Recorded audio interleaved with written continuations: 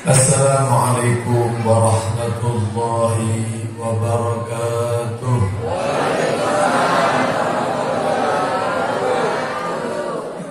Alhamdulillah alladzi anara al-wujud bi nuri sayyidil wujud wa ikhtara min al-akhyari lil mukhtari aslab al-judud وشرف شهر ربيع الأول بظهور قمر الهداية وشمس السعود. أشهد أن لا إله إلا الله وحده لا شريك له الملك المعبود، وأشهد أن سيدنا وحبيبنا وقرة أعيننا محمدا عبده ورسوله ساقي المؤمنين شراب التوحيد بكأس الشهود. اللهم صل وسلم على سيدنا ومولانا محمد صاحب اللواء المعبود والحوض المورود والصفات المحمود، وعلى آله وأصحابه الركع السجود صلاة وسلاما دائمة باقية إلى يوم الموعود. Yang sama-sama kita muliakan para habaib, para masyayikh, para kiai, panjenengan Al-Habib Nadif bin Abdullah As-Segaf bin Muhammad bin Husain Al-Habsyi, panjenengan Fahmi bin Abdullah As-Segaf, panjenengan Haji Abdul Aziz, dan khususipun panjenengan Al-Ustaz Abdul Wahid dan segenap kepengurusan saking Madrasah Manikul Al-Fatah. Mugi saking para pengurus sholawat berkumpul bolong-bolong saking Banser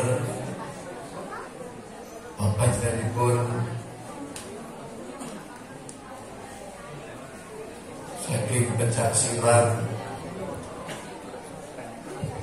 Mugi sedanten para kiai ingkang rawuh dhateng mriku majelis, khususipun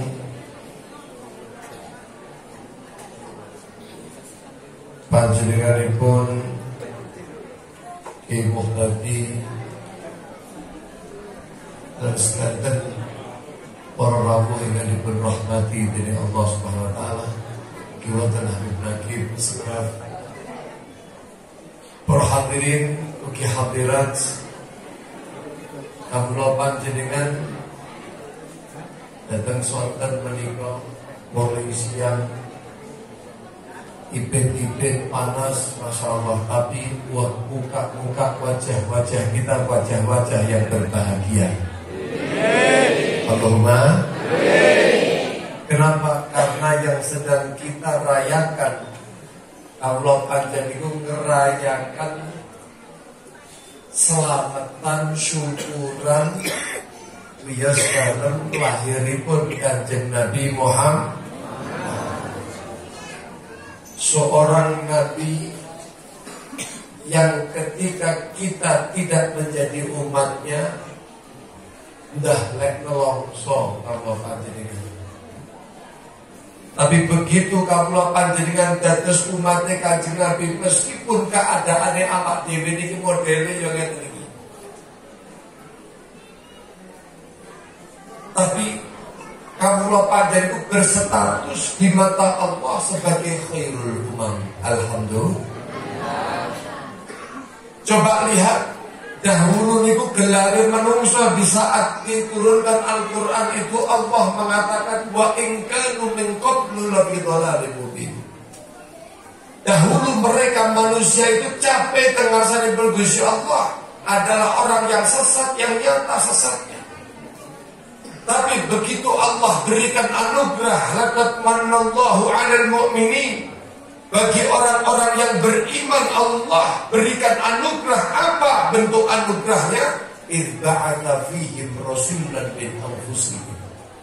Allah utus seorang rasul dari golongan kalian.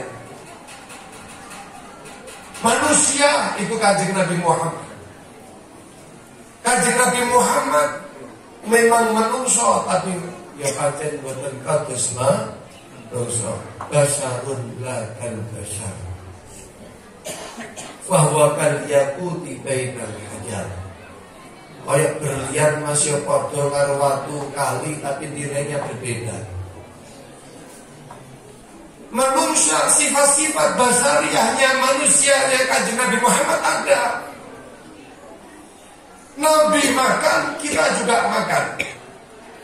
Kanjeng Nabi menikah, kita juga nikah. Kanjeng Nabi menikah sare awak dhewe niku juga turu.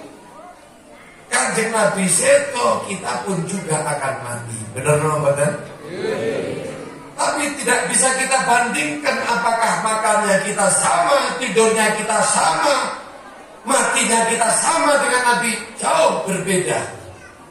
Artinya, walaupun sesempurna apapun Kanjeng Nabi, menikah adalah tetap seorang manusia. Orang yang dipenrahmati oleh Allah Subhanahu wa ta'ala, Kanjeng Nabi itu annahu basyarun, memang manusia, tapi wa annahu khairu khalqillahi kullihim. Tapi status Kanjeng Nabi itu sebaik-baik makhluk yang ada. Loh, kenapa kok Kanjeng Nabi Sallallahu Alaihi Wasallam menjadi seorang Rasul yang menjadi anugerah bagi umat Kanjeng Nabi Muhammad Sallallahu Alaihi Wasallam menikah tetap manusia, nyapa kok gak malaikat, nyapa kok gak jin, nyapa kok gak diambil dari yang lainnya selain manusia? Ini pertanyaan pernah ditanyakan di saat itu oleh orang-orang kafir jahiliyah, orang Arab pada saat itu bertanya, lek saumpama ana nabi, mestine nabi niku ya ora padha karo awak dhewe. Lah wong padha mangane, lah wong padha napa nek turune padha karo awak dhewe, terus dia menjadi seorang nabi. Dia harus diikuti dan dia dimuliakan. Kenapa? Kalau bukan dia, kenapa kok? Kalau seharusnya manusia, kenapa harus Muhammad? Kenapa bukan saya? Sombong Pak, sombong dia ini. Sehingga oleh Allah Subhanahu Wa Taala diturunkan Al-Quran, diturunkan firman Allah dari Kanjeng Nabi Muhammad. Tidaklah mereka itu tercegah untuk beriman kepada Allah dan Rasulnya, kecuali ayyaqulu, mereka itu berkata aba'athallahu basyarar rasulah. Masa iya menungso sing diutus dari Nabi. Kemudian Kanjeng Nabi diutus kali Gusti Allah, pun katakan wahai Muhammad, lau kana fil ardi malaikatu yamshuna mutmainnin lanazzalna alaihim minas sama'i malakar rasulah. Katakan wahai Muhammad kepada mereka para manusia itu, kalau seandainya ada seorang malaikat yang hidupnya seperti manusia, dapat dilihat seperti manusia, berinteraksi kados dene manungsa biasa, makan, minum, punya nafsu dan lain sebagainya, bertempat tinggal. Lek saumpama ana sifat malaikat yang semacam itu, pasti dawuhipun Gusti Allah, lanazzalna alaihim minas sama'i malakar rasulah, kami akan turunkan dari langit seorang malaikat untuk sebagai rasul. Tapi kenyataannya wong bobol iki saged mirsani malaikat ora? Saged mirsani apa badan? Padahal malaikat mengintai panjenengan apa badan? Kanan kiri kalau panjenengan wonten malaikat mboten? Ada Raqib dan Atid Ramadan. Tahu proso ora sampai niku dicumpuatat terus bedina. Boten proso. Kenapa? Beda penciptaan. Malaikat dari cahaya, kita dari tanah. Malaikat bersifat kan beda dengan kita. Malaikat tidak punya nafsu. Malaikat tidak dapat dilihat oleh mata indera manusia biasa. Sementara tujuanipun Kanjeng Nabi diutus ke muka bumi niku napa? Yatlu alaihim ayatihi, kagem untuk membacakan ayat-ayat Allah Subhanahu wa taala. Wa yuzakkihim, membersihkan mereka daripada kotoran-kotoran dosa dan kemusyrikan. Diberikan hidayah, dikasih petunjuk, melakukan yang diperintah, menjauhi yang dilarang. Dengan itu dosanya akan diambil, dihapus oleh Allah Subhanahu wa ta'ala. Wa yu'allimuhumul kitab, mengajarkan itu isi Al-Quran wal hikmah, dan juga sunnahnya Kanjeng Nabi Muhammad. Perlakuan percontohan dari Kanjeng Nabi Muhammad sallallahu alaihi wasallam. Itu tugas utama, misinya Kanjeng Nabi Muhammad. Kira-kira niku wong sing dikei misi modelnya kan iki malaikat apa dhewe blawak apa mboten? Delawak apa mboten? Masih disempurnakne kaya napa niku modele malaikat, ora bakal iso dadi rahmat bagi orang yang mengikuti, betul? Kenapa? Karena mboten bakal iso ngikuti malaikat. Beda penciptaan. Ketok wae ora kok ngikuti. Maka Kanjeng Nabi Muhammad sallallahu alaihi wasallam menika dijadikan seorang manusia, dan manusia itu disempurnakan oleh Allah. Khuluqan wa khalqa, baik secara fisik maupun akhlaknya disempurnakan oleh Allah. Kenapa? Karena yang ada pada Nabi Muhammad semuanya menika adalah sempurna. Sallu ala Nabi Muhammad. Sallu ala Nabi Muhammad. Tujuannya Kanjeng Nabi diutus niku memang seperti itu. Laqad kana lakum fi Rasulillahi uswatun hasanah. Ada peteladanan yang ada pada diri Rasulullah. Kalau kita mau belajar akhlak itu yang bagaimana? Pokoknya sing dilakoni Nabi. Niku saya.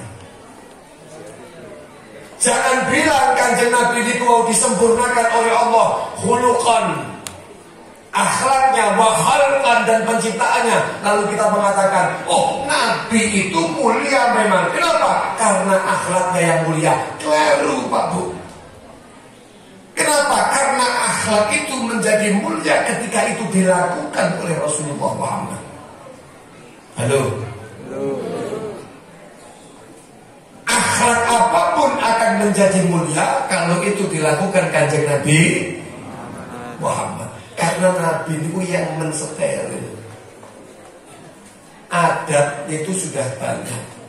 Perlakuan perangai akhlak niku sampun kata para nabi-nabi, bahkan mereka telah melakukannya, tapi ternyata diutus Kanjeng Nabi niku wau, beliau mengatakan bu'ithu li utammima makarimal akhlak. Aku diutus untuk menyempurnakan akhlak yang ada. Artinya sudah ada perangai-perangai yang saya itu ada. Tapi ternyata Kanjeng Nabi diutus, disitulah Kanjeng Nabi menyempurnakan semua akhlak-akhlak itu. Demi Allah, senyum tidak akan menjadi sebuah ibadah kalau senyum itu bukan perlakuan Kanjeng Nabi Muhammad. Menolong hamba Allah tidak akan menjadi sebuah nilai ibadah kalau itu bukanlah kesenangan Nabi Muhammad. Mencintai orang miskin tidak akan menjadi satu hal ibadah pendekatan diri kepada Allah kalau itu tidak menjadi karakter Nabi Muhammad sallallahu alaihi wasallam. Tapi Kanjeng Nabi ini tempatnya percontohan kula panjenengan.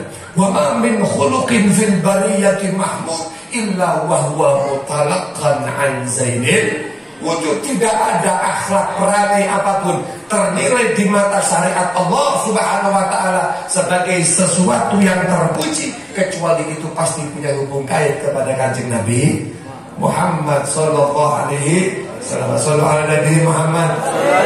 Sallu ala Nabi Muhammad. Sallu alaihi wa sallim.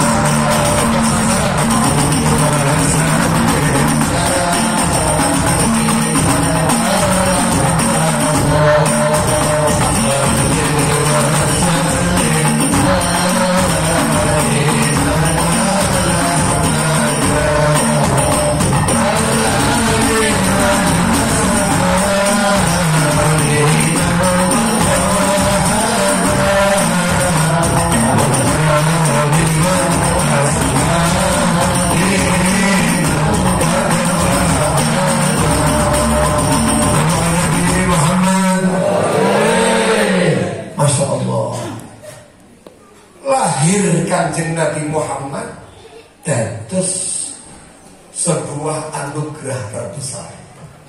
Diutusipun Kanjeng Nabi Muhammad menjadi sebuah anugerah tertinggi. Lalu bagaimana kita tidak menilai itu adalah anugerah nikmat terbesar dari Allah bagi umat ini?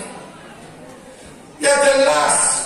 Lalu kaulah panjenengan capek kanu lafi dhalalin mubin, berubah, bukan lagi dari yang dolal mubin terus malih boten sesat boten, tapi berubah 180 derajat. Dari yang sesat menjadi kuntum khaira ummatin ukhrijat, menjadi umat terbaik yang pernah Allah ciptakan di muka bumi. Alhamdulillah. Arep mlebu surga kabeh yo ngantri. Alhamdulillah. Kalau panjenengan amale titik, Masya Allah, tapi nilainya dengan sana Insya Allah kata umure swidak 70, tapi engkau nangarepe Gusti Allah, dengan sana Gusti Allah, seakan-akan kita beramal ribuan tahun. Kenapa? Ada Lailatul amal siji koyok 1000 bulan, sewengi tok nilai 1000 bulan beribadah kepada Allah. Kita beramal soleh 10 kali lipat ganda, sampai 700 lipat ganda, bahkan sampai batasan yang tidak ada yang tahu kecuali Gusti. Saking rahmati datang umat Kanjeng Nabi Muhammad.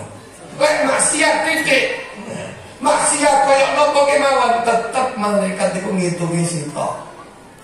Ya Allah, awak dhewe niku salat bagiane 50 waktu, tapi begitu kita ini umatnya Nabi Muhammad sallallahu alaihi wasallam niku wau dikorting iso sampai garek 5 waktu. Alhamdulillah. Manusia bolong apa ora? Oke, 5 waktu asal 50 waktu ya sik bolong 5 waktu nih. Ampun nggih. Insyaallah mugi-mugi kawula panjenengan estu pen anggenipun melaksanakan sholat. Allahumma amin. Allahumma amin. Amin ya rabbal alamin. Ya rabbal alamin. Para rawuh, meskipun 5 waktu, karena kita umat Kanjeng Nabi niku nilainya seperti 50 waktu. Alhamdulillah. Makanya kalau panjenengan bejo estu luar biasa. Umat Kanjeng Nabi Muhammad itu sak bejo-bejone umat. Kenapa? Karena bi akramir rusuli kunna akramal umami. Karena sebab Nabi Muhammad menjadi pemimpin daripada para rasul, kita ini ketutan menjadi sebaik-baiknya umat. Niku suatu saat ketika Kanjeng Rasul Muhammad sallallahu alaihi wasallam membacakan satu ayat Al-Quran, yang di dalam Al-Quran Allah Subhanahu wa ta'ala sebutkan di dalam Al-Quran, wa ma kunta bijanibit turi idnadaina menceritakan idna daina walakin rahmatan min rabbika litundira qauman ma atahum min nadhir min qablika la'allahum yatadzakkarun.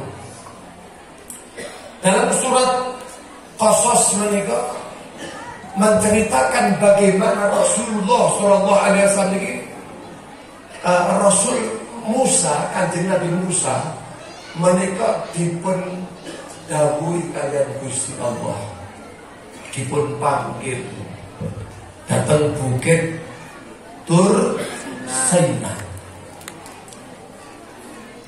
Allah saged interaksi kepada Nabi Allah Musa. Dikelari kanjeng Nabi Musa sebagai kalimullah. Sebagai apa? Sebagai apa, Bu? Wa kalamallahu Musa taklima. Dan benar-benar Allah berbicara, berinteraksi langsung kepada Nabi Allah Musa.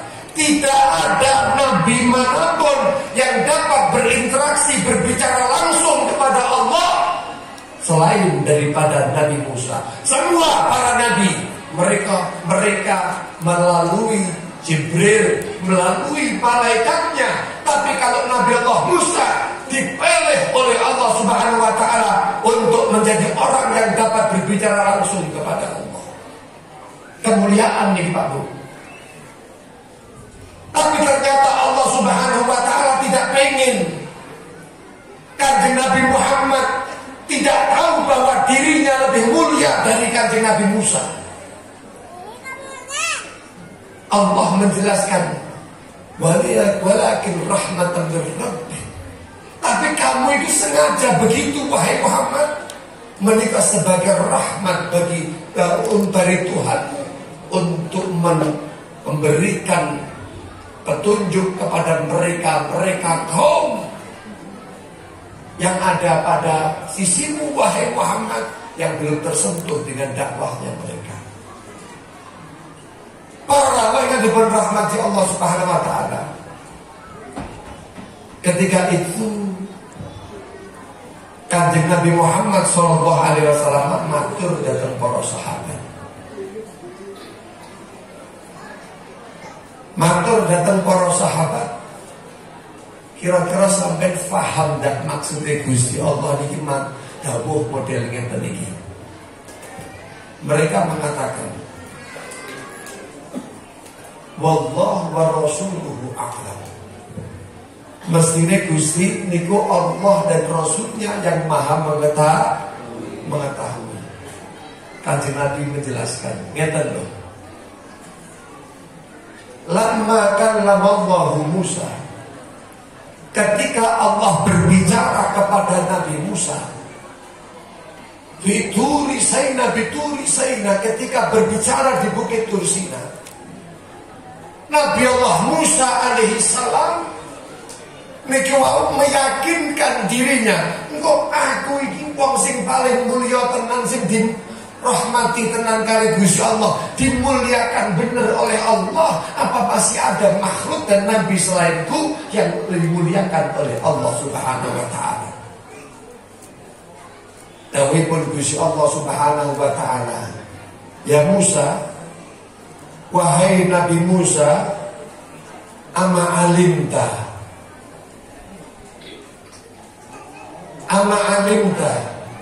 anna Muhammadan akramu alayya min jami'i khalqi. Nabi Musa setelah tanya kepada Allah, ya Allah, hal khalaqta khalqan akramu alayka minni? Apa ono sakniki panjenengan pernah enggak ciptakan makhluk, bukan manusia ya, makhluk apapun? Karena malaikat kados malaikat Jibril mawon Pak Bu. Malaikat Jibril itu asisten itu Gusti Allah, tapi nek ngomong nggih.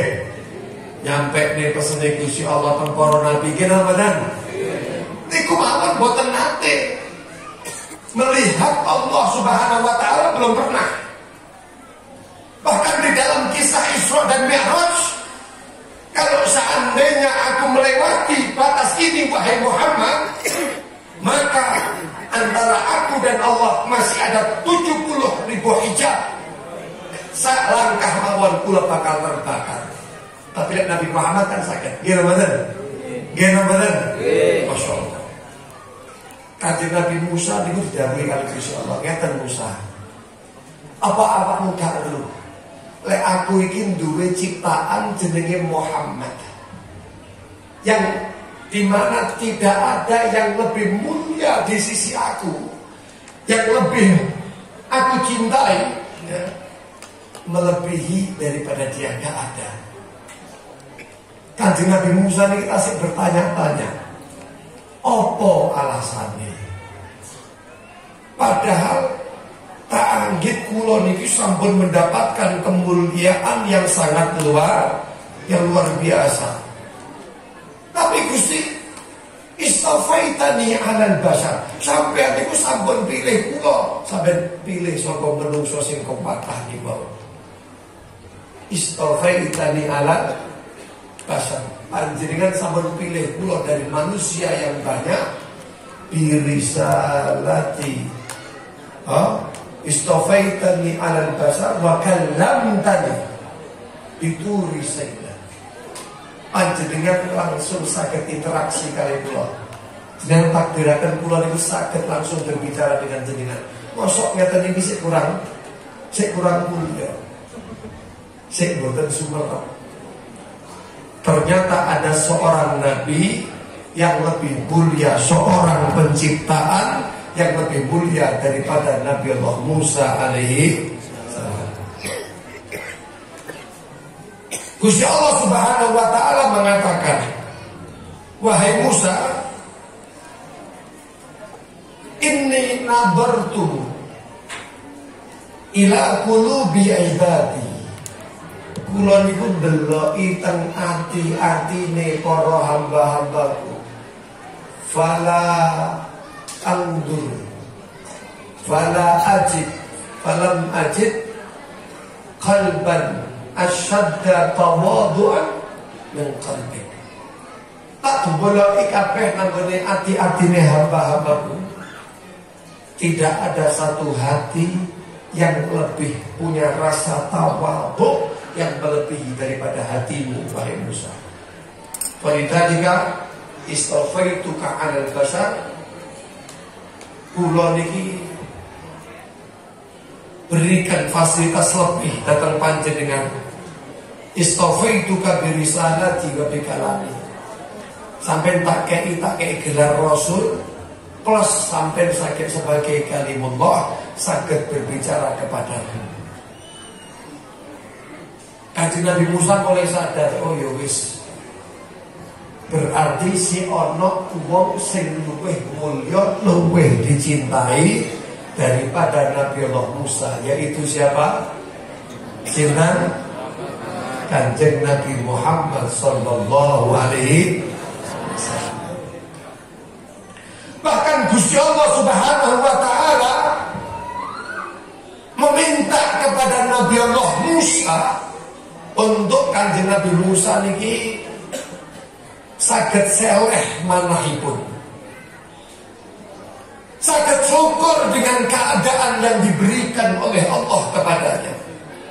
Ya Musa, famut ala tauhid, maka minta saja kamu matilah wahai Musa ala tauhid dengan membawa tauhid, wa ala hubbi Muhammad, dan kamu mati dalam keadaan membawa cinta kepada Nabi Muhammad. Sallu ala Nabi Muhammad. Loh, Nabi Musa niku wau sampun nate ketemu kanjeng Nabi Muhammad napa dereng? Kanjeng Nabi Muhammad sampun lahir napa dereng? Dereng nate, tapi pada kenyataannya Nabi Allah Musa alaihissalam diperintahkan oleh Allah untuk mencintai seorang yang belum dilahirkan. Secara fisik dari lahir, tapi rohnya Nabi Muhammad itu disebut dengan Abu Ruh, bapak ruh menungso kabeh. Sallallahu alaihi Nabi Muhammad. Al-Habib Ali bin Muhammad Al-Habsyi, beliau niku dawuhaken wala in barosta ila syahadati akhiran fa wujudu ruhika lil wara qaddam.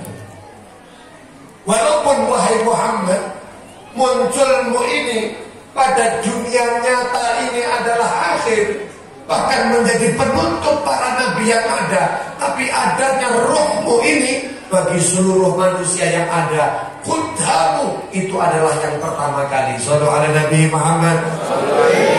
Shallallahu ala Nabi Muhammad. Ini terbukti dengan pengakuan kanjeng Nabi Muhammad sendiri. Ketika seorang sahabat tangkat datang kanjeng Nabi, mata bunda nabiyan, kapan saya sampai niku dadi nabi? Kanjeng Nabi Muhammad jawab, kuntu nabiyan wa adamun jadilun fi tinati. Aku telah menjadi nabi sementara Nabi Allah Adam masih berupa tanahnya. Dalam riwayat bainal ma'i, kenapa mereka bainal tini wal ma'. Dalam riwayat lain ada beberapa riwayat yang menunjukkan belum diciptanya manusia. Wonten Bapak. Si urung lahir tapi pun dadi nabi. Bahkan kanjeng Nabi niku dengan adanya Rasulullah, seluruh nabi-nabi yang ada niku wau dipun utus kalian Gusti Allah. Nggih, semua nabi yang ada niku dipun slametaken kalian Gusti Allah karena ada nur Rasulullah sallallahu alaihi. Dan nur cahaya kanjeng Nabi inilah yang pertama kali diciptakan oleh Allah. Sahabat Jabir bin Abdullah natos tangklat datang kanjeng Nabi Muhammad. Ya Rasulullah bi abi wa ummi, akhbirni an awwali syai'in khalaqahu Allah qabla al-asya'. Kasih kabar kepada kami, pertama kali makhluk yang kau ciptakan, yang diciptakan oleh Allah itu apa sebelum diciptakan semua alam semesta ini, wahai Nabi? Kanjeng Nabi Muhammad dawuh, qala ya Jabir, innallaha khalaqa qabla al-asya'i nura nabiyyika Muhammadin sallallahu alaihi wasallam qabla al-asya'. Kenapa menikah? Innallaha khalaqa qabla al-asya'i